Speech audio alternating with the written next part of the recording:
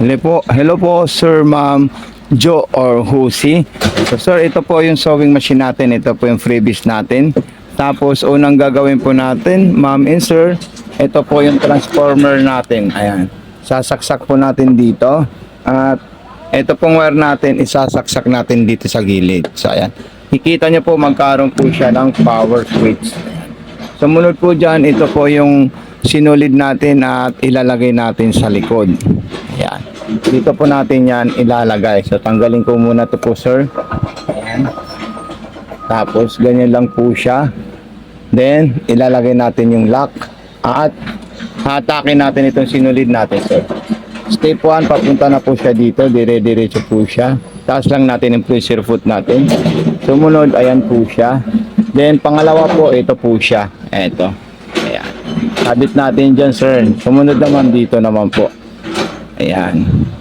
So, ganito lang po siya yung tamang paglalagay ng sinulid. At kung mayroon po kayong mga katanungan, mag-message lang po kayo sa akin. Okay? Tapos, ipapasok ko na po siya sa butas ng karayom. So, ito po yung tamang pagpasok ng butas ng karayom sa loob. Ayan. Yan lang po siya, sir. Ayan. Tapos yung sa ilalim naman po, i-open natin ito. Ayan. Tapos, pakita natin yung bobbin po niya na metal. So, ayan po siya, sir.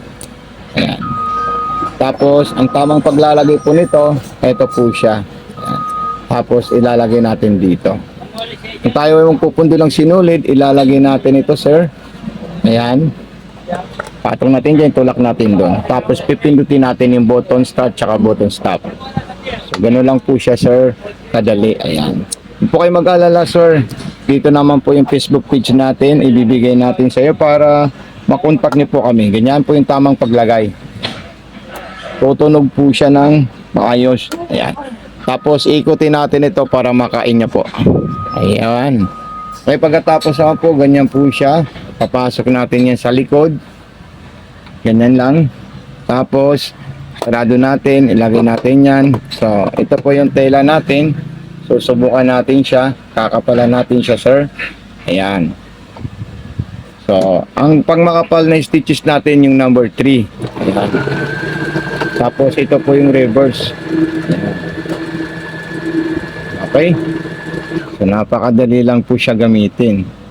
Ayan. So, napaka-solid po sa sir. Ayan. Tapos, sunod naman natin dyan yung mga pang iba't ibang klaseng design natin. Kung ano po yung gusto nating design. Ayan. Pang manipis or pang cotton. Ayan.